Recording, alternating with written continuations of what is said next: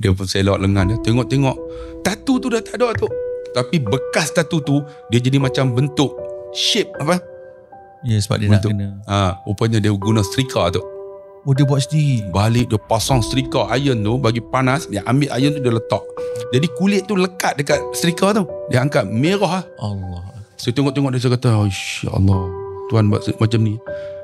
Saya termenung bila dia kata, Ustaz, lebih baik api setrika membakar kulit saya, Ustaz, daripada api neraka Allah membakar saya di akhirat.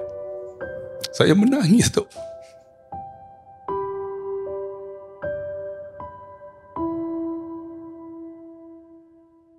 Assalamualaikum warahmatullahi wabarakatuh. Salam sejahtera. Apa khabar semua? Alhamdulillah, syukur Allah SWT. Ini dapat bersama lagi bagi podcast kita. Podcast 30 minit bersama DHMA. Dan kita tak melengah masa, hari ini kita bawakan seorang tetamu istimewa yang akan bersama kita, yang mungkin akan berkongsi pengalaman-pengalaman beliau untuk menjadikan satu inspirasi kepada kita dan juga satu perkara yang boleh dijadikan iktibar dalam kehidupan kita. Kerana setiap manusia pastinya akan melalui pelbagai pengalaman dalam kehidupan. Dan hari ini sebenarnya saya tak nak perkenalkan siapakah gerangan tamu kita, tapi Alhamdulillah hari ini bersama kita Al-Fadil Ustaz Abdullah Khairi. Apa khabar Ustaz? Sihat? Hoi dulu. Allahu Akbar. Alhamdulillah. Belum apa Ustaz dah hoi itu dulu kan. Ustaz terkenal dengan Ustaz Jerkah. Tapi tak mahu Ustaz, ada orang dia tak suka Ustaz Jerkah. Betul lah. Dia kata kenapa nak jerkah-jerkah ni. Tapi siapa yang mengenali Ustaz, itu juga satu perkara yang orang kata orang akan ingat siapa kita. Betul. Bukan sekadar kita nak jerkah orang kan. Kita pun bukannya muda nak jerkah-jerkah nak marah orang.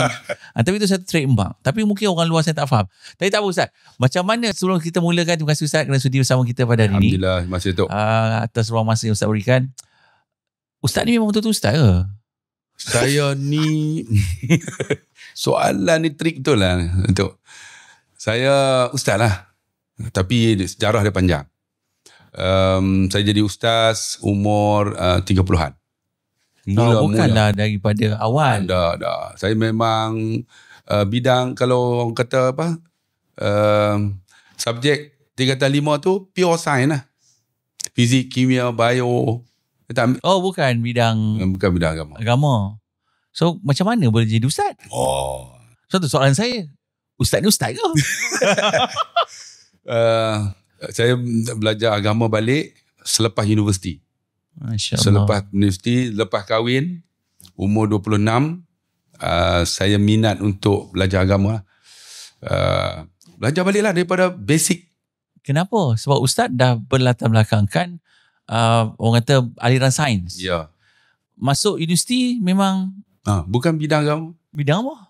Bidang technologies, engineering. Teknologi engineering. Macam mana boleh tegak hati nak berubah kepada bidang agama? Ayah saya ni seorang guru pondok. Kira memang orang yang kuat dalam bidang agama ni lah. Jadi keluarga kami ni banyakkan, abang saya mechanical engineering, abang saya yang kedua electronic engineering. Jadi banyak engineering. Semua engineer lah. Ya. Okay. Jadi ayah saya ni banyak kitab-kitab agama lah. Kalau pergi rumah saya, Datuk masuk aja rumah ayah saya, semua dalam almari tu kitab Arab. Jadi bila kitab Arab, ayah saya kata boleh baca tak? Tak boleh baca. Bila tak boleh baca, daripada situlah saya mula, siapa nak baca kitab ni? Saya mulalah mencarilah untuk belajar.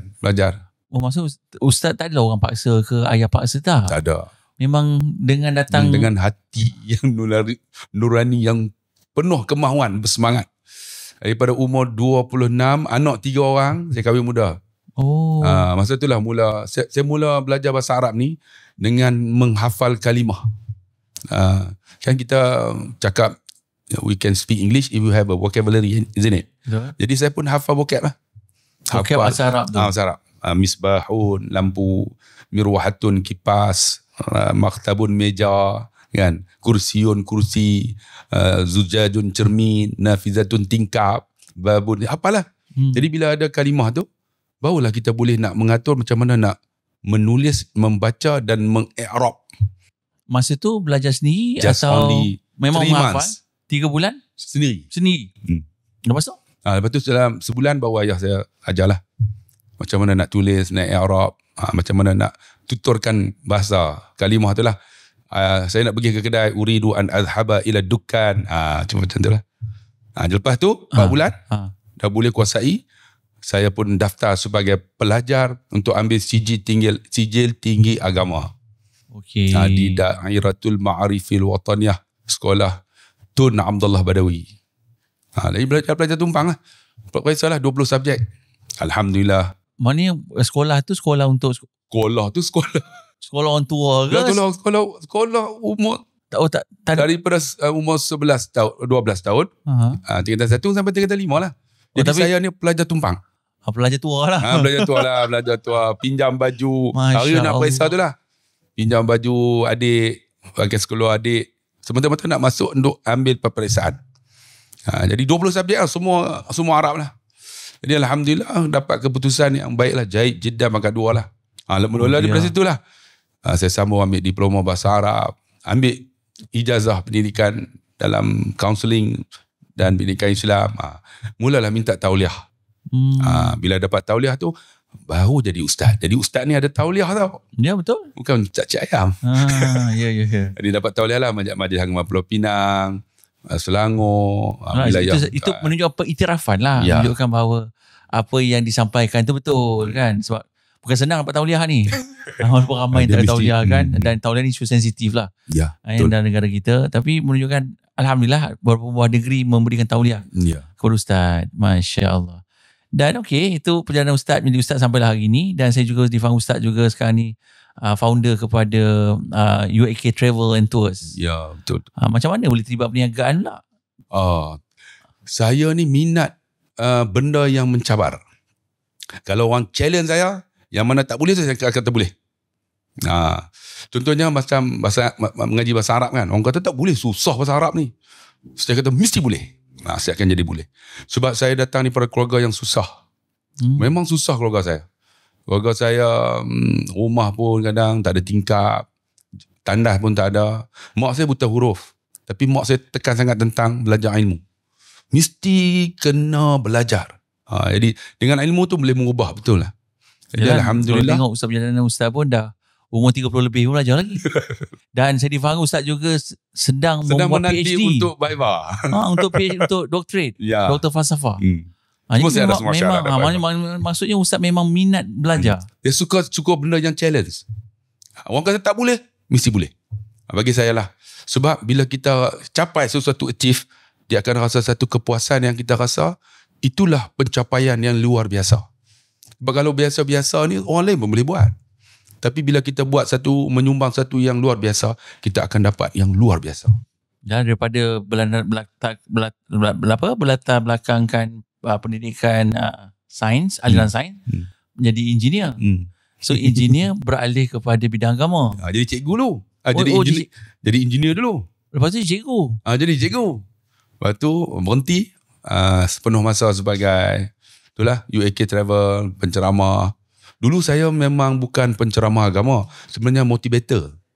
Bermula dengan motivator. Jadi pelajar-pelajar yang nak ambil exam, saya lah. Saya ni dulu disebut sebagai ustaz laptop sebelum ustaz derekah. Ustaz laptop. Laptop. Jadi ustaz yang menggunakan laptop untuk berceramah masa tu, saya lah di antara orang yang pertama. Ini tahu bila ni ustaz? Macam mana saya tak tahu ni? Masa tu kan ustaz semua tak tahu kan nak guna laptop kan. Saya lah bawa pergi ceramah, bawa LCD, bawa laptop, bawa tone speaker tu bawa sendiri. Masa tu. Jadi saya ceramah, kontrol nak menyanyi, buka echo, revert. Orang kenal dengan ustaz laptop. Masuk masjid ceramah pakai laptop. Dan beliau bertukar belajar jadi ustaz Jekah. Jekah ni bila saya jadi guru disiplin. Guru disiplin kan cakap, mana guru disiplin belajar masuk kelas ya. Mana ada tu kan keluar lantar. Jadi tu terbawa jadi hui. Jadi bila ceramah pun terhui juga. Terhui tu rupanya bila terhui tu jadi viral. Sekarang ni dia orang sebut dengan ada orang suka tu, ada orang tak suka. Manusia itu lumrah. Tapi bagi saya itu satu trademark kan, trademark tersendiri, kita nak bawa branding kita lah kan. Sebenarnya bukan branding pun sebenarnya. Bukan sebenarnya. Saya mula ni bila terlibat dengan TikTok.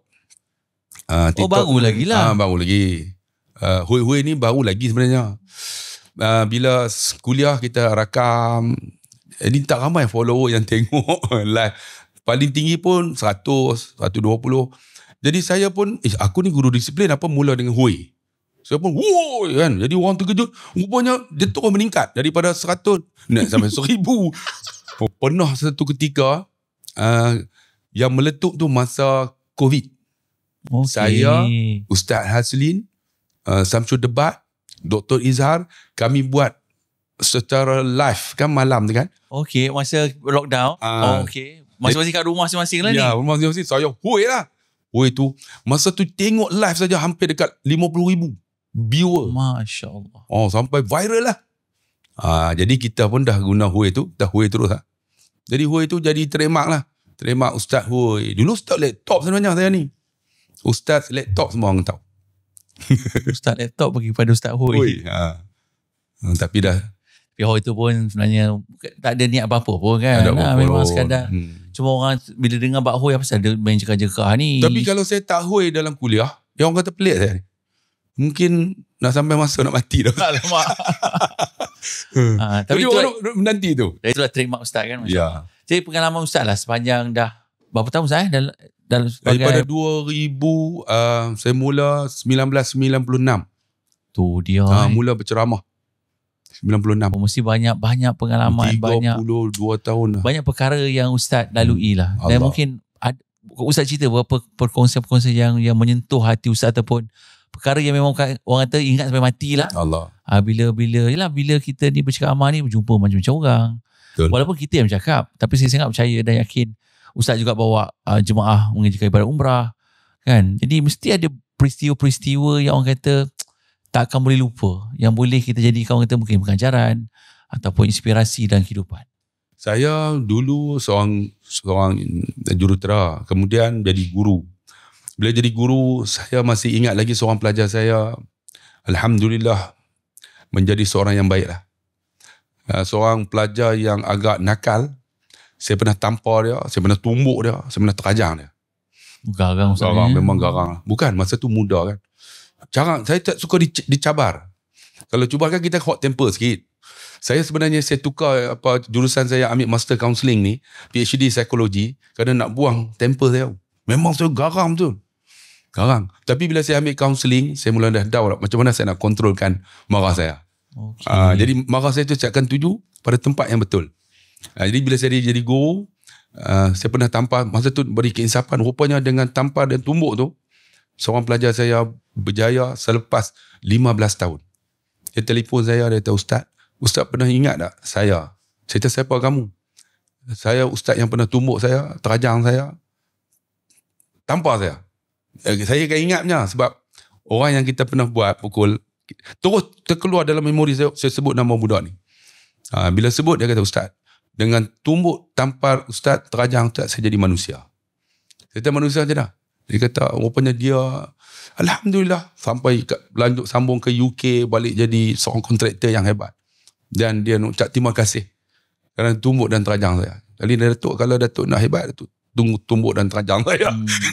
Tapi zaman tu dah berubah. Dah berubah dah sekarang. Dan sekarang ni bila ini isu orang kata isu keganasan lah, isu yang boleh menyebabkan viral di seluruh Malaysia. Dulu.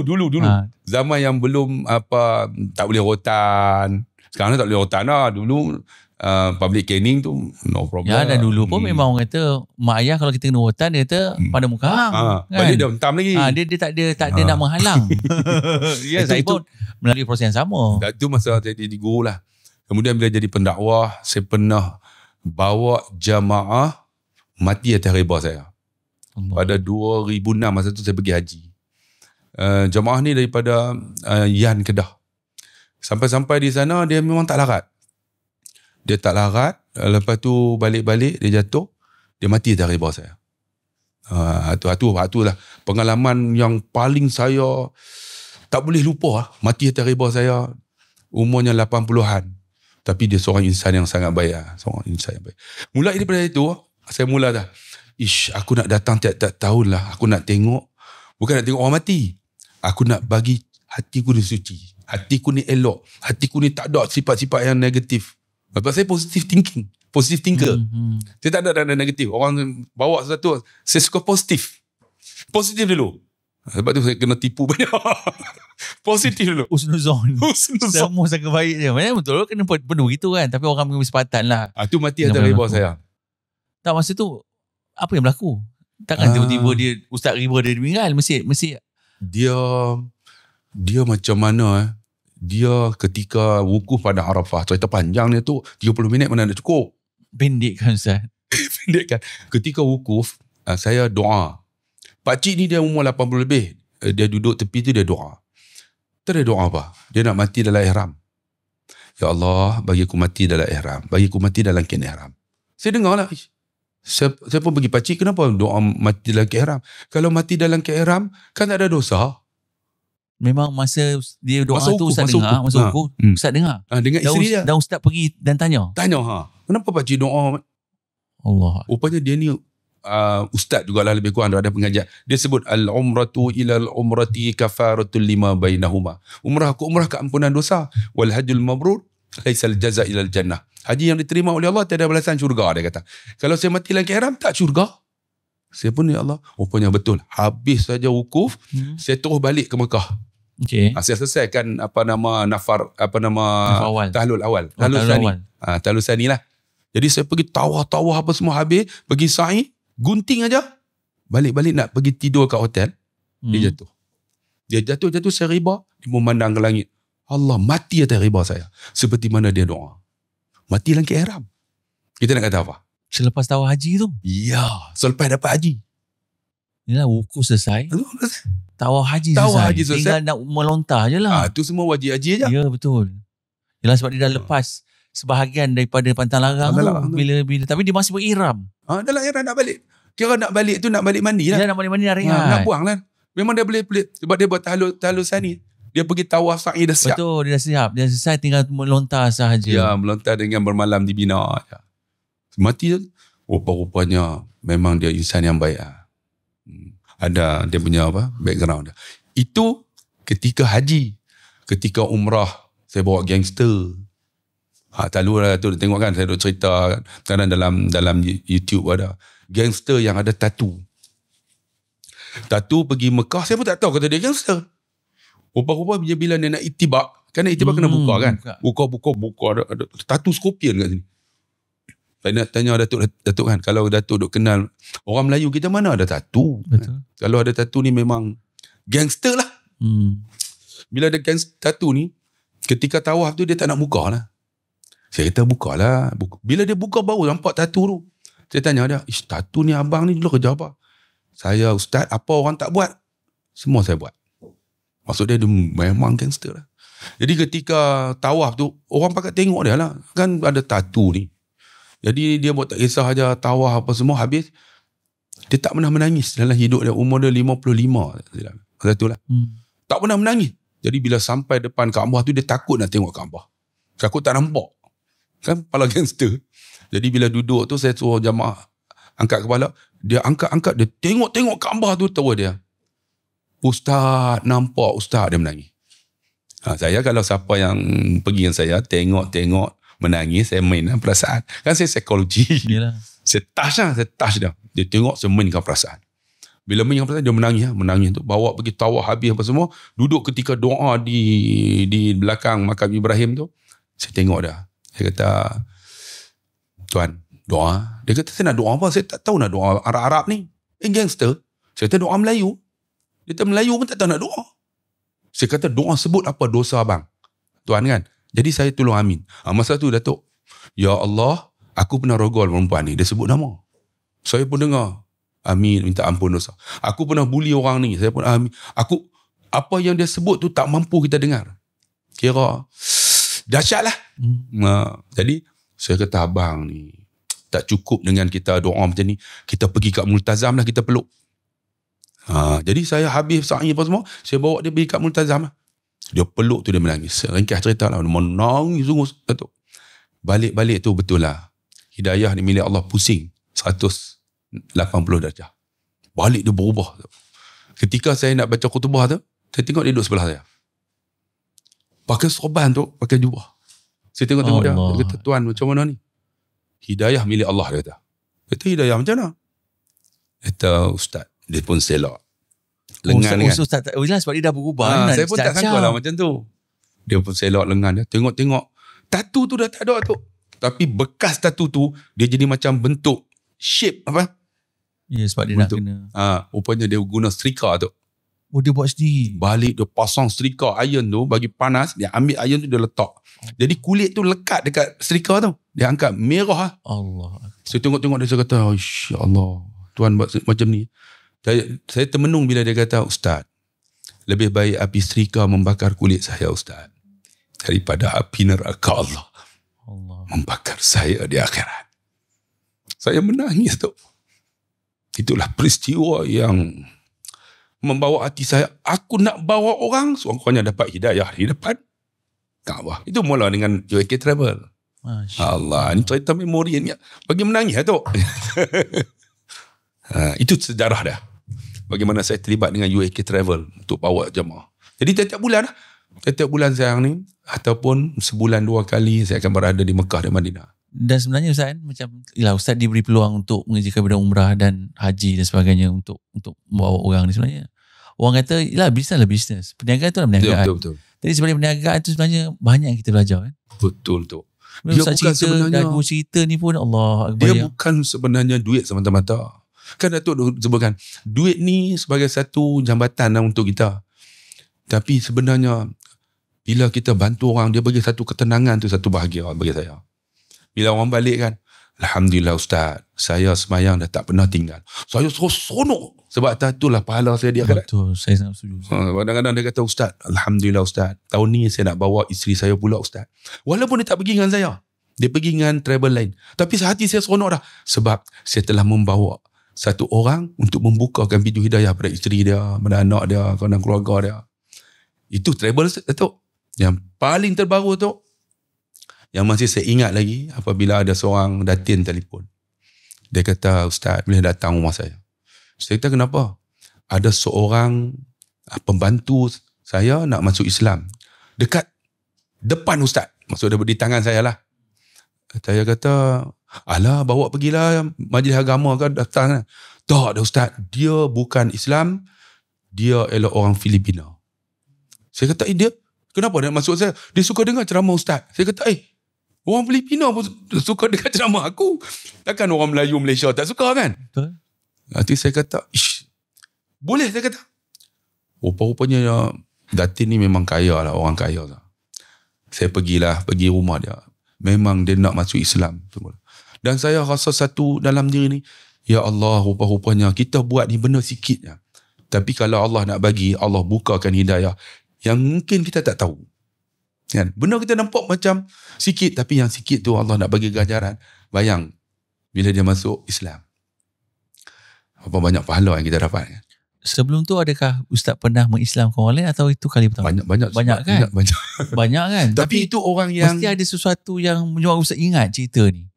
Di antaranya ada cikgu yang masuk Islam, ada pelajar universiti yang masuk Islam dengan ceramah saya. Sebab ceramah, Masya Allah. Ada India yang dengar khutbah masuk Islam. Dan yang terbaru ni, seorang pembantu rumah bangsa orang Manila, orang Filipina masuk Islam. Tapi duduk Malaysia? Duduk Malaysia. Masih kosong. Siapa nak, kita boleh cari. Kalau Datuk kenal lah, kalau Datin. Ini viral tu jangan cari pasal. Allah Akbar. Itu magic kan, hidayah ni sebenarnya milik Allah. Dan betul. Ujian tu Allah ujikan dia. Betul. Tapi sebenarnya kalau kita faham, banyak benda tu dia reflect pada diri kita balik kan. Betul Ustaz cerita tadi pun sebenarnya kita nampak kesudahan-kesudahan yang mungkin yang sangat yang kita rasa benda tu kita dapat. Pengalaman tu sebenarnya. Itu pengalaman yang penceramah orang lain tak boleh cerita pengalaman tu. Sebab bila saya ceramah, saya cukup ceritakan pengalaman apa yang berlaku dekat diri saya. Kan? Bila berlaku, kita cerita di atas apa yang ada kepada diri kita. Sebab tu ada orang yang tersentuh hati. Ada orang terasa. Bukan reka-reka. Kalau reka dia takkan jadi. Setuju. Kalau reka dia dari hati dia sampai ke hati. Dia memang benda berlaku. Kalau sekadar kita reka sama macam Ustaz tadi pun, ada kadang kita doa tu kita nak main perasaan.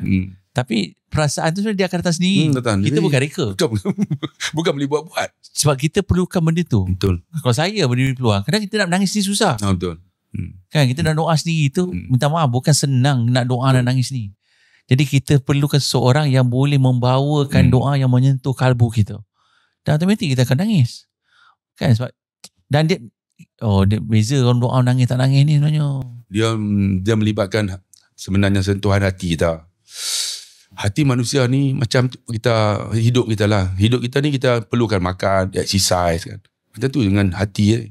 Hati juga dia perlukan kepada makanan, santapan, exercise. Sebab tu orang yang tak boleh menangis sebab hati dia tak pernah main dengan exercise. Kan? Tapi bila orang yang biasa menangis ni, Nabi kata ya beku menangislah fa illam tabku fatabaku. Tak boleh paksa. Walaupun paksa tu Allah padam api neraka kita. Bukan saja paksa. Padam. Tambahlah kita dengan rintihan kan. Sebab tu manusia ni ada masalah. Saya diingat Datuk Guru saya kata bila ada masalah, solat 2 rakaat kata. Lepas solat doa. Lepas doa dalam doa menangis. Betul tu. Settle problem. Duit tak ada semayang 2 rakaat, doa, menangis. Settle. Bukan duit tu datang jatuh tu tak. Tapi Allah bagilah jalan keluar. Kita ada masalah hati tak tenang. Saya pernah ditukarkan 24 jam dengan keadaan tak ada duit. Tapi itulah semayang 2 rakaat, doa, menangis, minta kat Tuhan kan. Wallahu yarzuqu man yasha. Allah bagi rezeki. Wallahu khairur razikin. Allah sebaik-baik beri rezeki. Saya yakin. Betul, sangat setuju. Memang betul. Tapi nak mendapat keyakinan tu bukan senang Ustaz. Bukan senang. Walaupun macam kita tahu, kalau orang kata susah, sedekah. Sakit, sedekah. Betul. Nak kaya pun sedekah. Betul. Semua orang tahu Ustaz. Tapi tak semua orang dia mampu tak yakin melakukan. Dia ingat rezeki tu dia punya. Betul tak? Dia ingat dia punya. Dia tak tahu rezeki tu Allah punya. Bukan kita punya. Kan Allah sebut وَمَا أَنْفَقْتُم مِّن شَيْءٍ فَهُوَ يُخْلِفُهُ. Barang siapa yang menafkah sesuatu, فَهُوَ يُخْلِفُهُ. Allah akan ganti. Ganti ni bukan maksud ganti duit. Kadang Allah bagi hati tenang. Kan? Allah bagi kita nak pergi mana-mana. Nampak?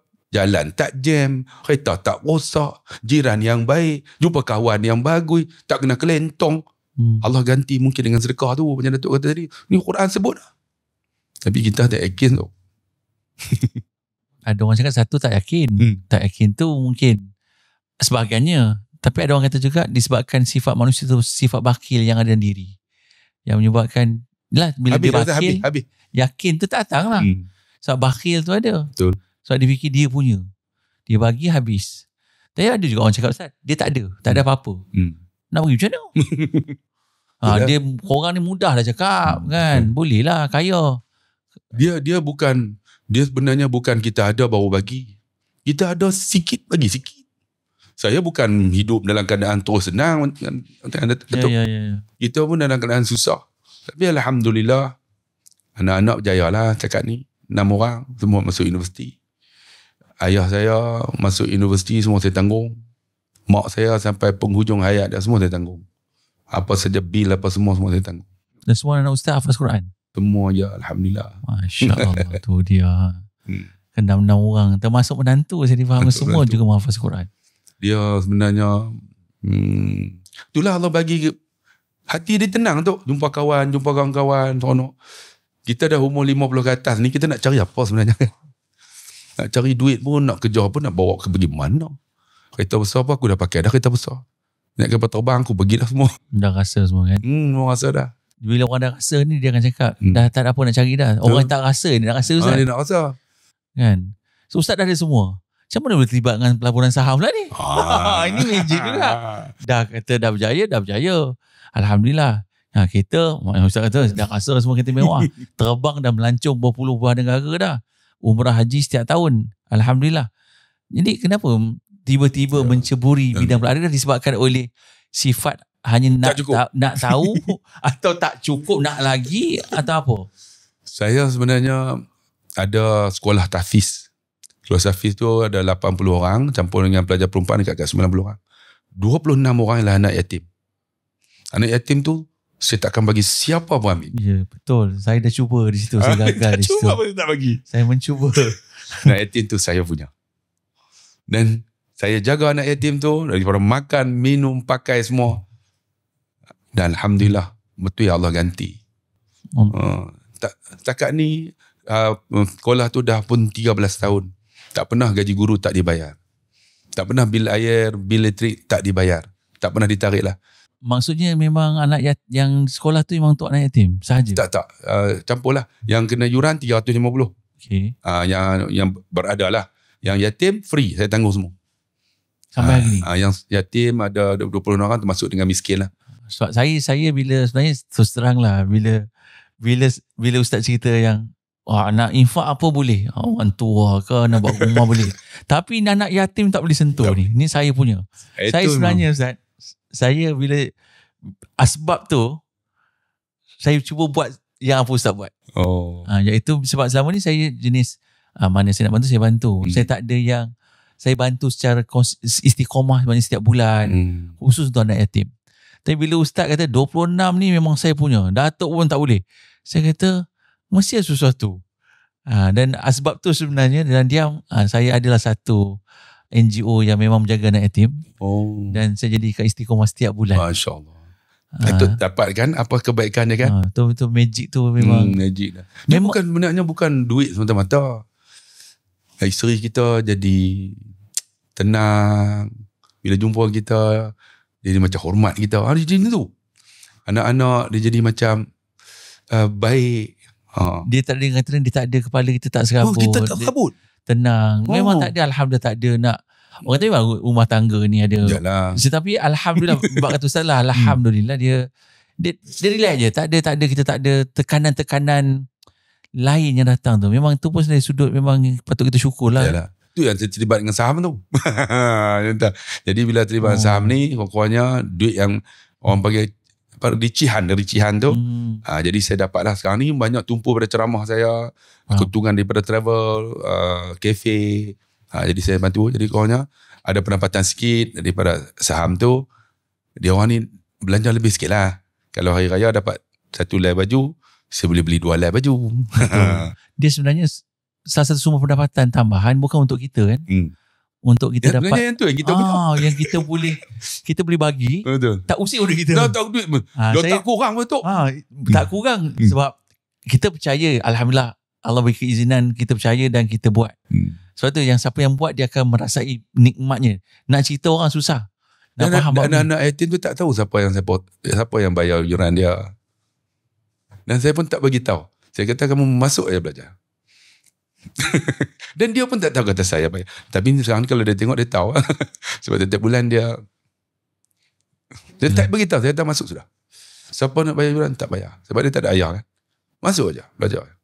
Dan ada yang dah habis duduk universiti. Sekarang dia menyumbang semula untuk sekolah. Allah. Sebab dia dah dapat apa yang betul. Dan saya takkan bagi yang 26 tu untuk dia pun. Nak kau cari anak yatim yang lain. Satu saya nampak ada sesuatu di situ. Yang itulah kelebihan sebenarnya bila kita menjaga anak yatim ni kan. Itu memang janji Allah. Kan biasanya lah kita nak infak, kita tak salah pun infak lah nak buat apa pun.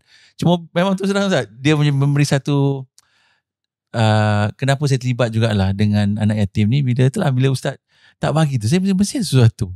Dan saya mencari dan saya dapat jawapannya. Bukan saja Datuk minta, Bunda Rosita minta kan? Saya kata Bunda cari mulai lah. Carilah betul lah. Itu peranan kita sebenarnya. Kenapa nak bertumpu kepada tempat yang sama? Cuma kita kadang seronok nak menumpang tadi tu. Tapi bila tak diberi menumpang, jadi macam muskil lah. Saya muskil kenapa tak bagi? Yang lain dia bagi. Yang tang ni dia tak nak bagi. Allah. Itu tak tahulah. Nak cerita tak kerti lah tu. Siapa yang buat dia tahu.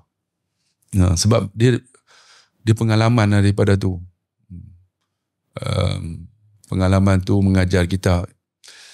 jaga elok ni, sebab janji Nabi dah sebut dah kan, jaga anak yatim ni, kamu tak akan rugi dunia ni. Okay, Ustaz. Mungkin Ustaz sebagai penutup kita kan, sebab no wonder lah Ustaz tiba. Samanya nak jadikan tambahan supaya dapat membiayai lebih ramai ataupun lebih banyak kepada anak-anak yatim tadi. Mungkin Ustaz boleh share sikit, mungkin 3 atau 5 tips orang kata rutin yang kita ni sebenarnya kena buat. Kan? Sebab macam tadi sedekah, mungkin sedekah kena hari-hari. Apa rutin lain yang mungkin Ustaz boleh sampai kepada mereka di luar sana? Allah. Untuk jadikan satu rutin kehidupan, agar kehidupan ni orang kata dipermudahkan, agar kehidupan ni kita ni diberi ketenangan, kebahagiaan dunia akhirat ni. Saya sekarang ni dah 50 ke atas lah. 56 lah. Tapi kalau jumpa kawan-kawan, saya tengok banyak ustaz saya yang tua lah di kalangan ustaz ni. Walaupun ada yang tua kan, tapi banyak yang 60 ke atas tu orang panggil tok guru lah. Kalau macam saya ni, stylo ni, saya yang paling tua lah. Saya akan amal 4 perkara.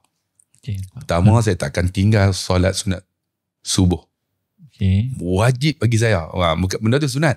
Tapi kalau saya tak buat, saya tak boleh duduk hari tu. Saya tak akan rasa sempurna. Sebab solat sunat subuh ni, kalau kita tak boleh buat awal, kita boleh buat selepas itu. Kalau saya bangun lewat sikit, saya akan buat selepas daripada solat subuh. Saya tak akan tinggal. Macam mana pun mesti saya buat. Dan solat subuh berjamaah, saya pasti akan buat berjamaah. Sama ada di pondok saya ada surau, sama di surau, ataupun saya akan pergi ke masjid, ataupun saya akan solat dengan isteri saya. Mesti berjamaah. Yang kedua. Yang ketiga adalah Quran. Quran, saya tak akan tinggal satu hari, mesti wajib satu muka. Kalau Datuk tengok WhatsApp grup saya, mesti ada satu grup WhatsApp di kalangan asatizah ni, dia akan hantar satu muka setiap hari. Dan saya akan baca Quran. Wajib baca. Quran ni kalau tinggal dia jadi macam tak boleh hidup saya. Quran mesti saya baca. Dan saya mesti khatam setahun sekali. Kalau itulah, sebab satu Quran ada 32 muka surat. Kan? Kalau setahun 365 hari, jadi saya akan baca lebih sikit lah. Tapi wajib bagi saya satu muka. Dan yang keempat, sedekah. Mesti saya buat. Walaupun sakit. Sekarang senang, tak payah pergi masjid, pakai transport online. Dah terfikir mana Pak, kalau terlepas subuh kadang pergi masjid, orang kata kan, alasan biasa gitu. Tak pergi sembahyang jemaah. Kan? Jadi, terus pergi kerja. Maidan. Sebenarnya tak ada masalah kan? Tak ada. Jadi sebenarnya kalau terlintas tu, bagi je. Carilah kat Facebook ke, carilah masjid mana mesti keluar punya. Kalau takut orang kata nak bagi memang tempat saya dah standby dah QR code ni, yang memang saya akan jadi rutin lah. Pusing. Ya, pusing aja. Ni RM2, yang ni RM10, banyak saya bagi banyak. Betul kan bagi banyak? Allah bagi banyak lagi kat aku ni. Tak pernah susut. Memang ada QR, senang aja. Sekarang ni tak perlu pergi masjid. Memang saya simpan lah. Yang terakhir? Yang terakhir, jangan lupa doa mak dan ayah. Yang tu mustajab. Saya mesti ada ayah saya. Kalau saya susah hati, saya pergi ayah, doa sikit. Ayah saya pasti doa. Ya Allah bagi. Kalau Datuk jumpa ayah saya, dia takkan lokek untuk berdoa. Dan dia is a positive thinker. Dia tak pernah tarik muka, masa muka, dia senyum aja. Baru ni sakit pun senyum aja. Dia suka doa. Tak percaya Datuk jumpa dah. Datuk kata, Ustaz doa, dia mesti doa. Dan saya selalu kalau ada masalah, ada apa, saya akan, dan saya boleh tidur atas riba ayah saya. Dan saya boleh melawat dengan ayah saya boleh. Dan inilah di antara pintu yang paling hebat yang masih ada pada saya lagi. Yang kelima itulah. Tu dia 5 perkara yang sebenarnya untung siapa yang masih ada mak ayah ni. Ya, betul. Dan tak gunakan manfaat doa tu kan. Rugi. Sebab ramai kadang minta maaf Ustaz. Ramai disuruh jumpa Ustaz. Mak ayah dia lagi. Dia tak tahu doa mak ayah tu lagi mustajab. Sedangkan doa yang mustajab tu dekat rumah dia. Tak, ini kadang orang terlepas pandang. Tak salah. Bukan kata saya pun jumpa Ustaz doa. Tak salah lah, betul. Tapi sebab kadang kita rasa malu Ustaz. Nak beritahu mak tolong doa. Nak cakap tu berat. Ajar, betul. Yang satu kerugian besar sebenarnya kan. Bila kita mak ayah masih ada. Kalau kita tak minta doa. Saya kata, ayah saya kalau sebut khairi ya, kalau saya dengar, saya takkan pergi lain lah. Mesti saya akan meluru ke ayah saya. Dan saya beritahu kat anak-anak saya, ingat, kalau ayah telefon, deringan yang ketiga kalau hampa tak angkat, kalau jadi apa kat ayah, jaga, hampa akan menyesal seumur hidup. Sebab tu anak saya, kalau bunyi yang kedua tu tak angkat, pasti dia orang akan angkat. Betul. Sebab saya peringat dah, ingat, panggilan ayah ni, kalau dia tak call, tak apa. Kalau dia call tu penting lah tu. Jangan tak angkat. Jangan tunggu panggilan ketiga. Jadi kalau saya call anak saya tahu dah mesti dia orang akan angkat panggilan kedua. Kecuali kalau telefon dia rosak. Sebab kita tak tahu kadang-kadang kita nak kereta accident kan. Kita nak telefon siapa? Anak kita. Tiba-tiba dia ingat benda ni ayah ni mesti nak menyusahkan dia. Ayah tak akan telefon kecuali ada sesuatu yang dia minta tolong. Setuju. Sangat bersetuju. Dia tak akan telefon. Tak akan telefon. Dengan kita sebagai anak seharusnya telefon. Kena alert. Kan? Tapi kalau ayah kita telefon tu memang penting sesuatu lah. yang penting. Mereka tak akan menyusahkan anak-anak. Dan anak-anak dengar, alah ayah ni dah tu nak suruh tutup pintu. Yang tu benda remeh. Kalau dia telefon mesti ada sesuatu. Tu dia tuan-tuan, 5 tips yang Ustaz Abdul Khairi kongsikan kepada kita semua. Dan terima kasih kepada Ustaz kerana bersudi bersama kita pada sesi hari ini. Ya, banyak cerita-cerita yang memberikan inspirasi, yang kata menjadikan kita satu pengajaran sebenarnya. Bukan melihat kepada orang itu yang diuji, tapi sebenarnya kita perlu lihat apa refleksi yang Allah nak tunjuk kepada kita dan jadikan iktibar dalam kehidupan kita. Dan gunakanlah mungkin sebanyak 5 tips yang Ustaz kongsikan. InsyaAllah saya cuba istiqomah ke 5 perkara yang tadi. Sebab Alhamdulillah mak ayah saya masih sihat, Alhamdulillah. Cuba tunaikan apa yang mereka inginkan. Dan sebenarnya itulah saya sangat bersetuju sebab kita waktu pagi benda asas pertama tu adalah solat sebelum azan subuh adalah solat sunat sebelum subuh dan solat subuh jemaah. Betul. Tapi tak maaf Ustaz, benda tu yang ramai yang gagal buat lah. Saya pun sebelum ni tidak istiqomah benda tu. Tapi bila saya balik haji yang terbaru, bila guru saya tegur, dia kata kalau kat tanah suci boleh pergi masjid ulang-alik, kenapa balik Malaysia dah tak boleh pergi sembahyang jemaah? Betul. Itu membuatkan saya tersentak. Bukan, kalau kita tinggal tu, rumah kita pun takkan rasa kesan pada orang yang dengar. Tapi bila kita committed, kita rasa kita sampai biasa aja. Tapi orang dengar tu luar biasa. Sebab amalan. Dia bukan kerana pencapaian, bukan. Ya. Kerana hebatnya penyampaian, bukan. Kerana amalan kita.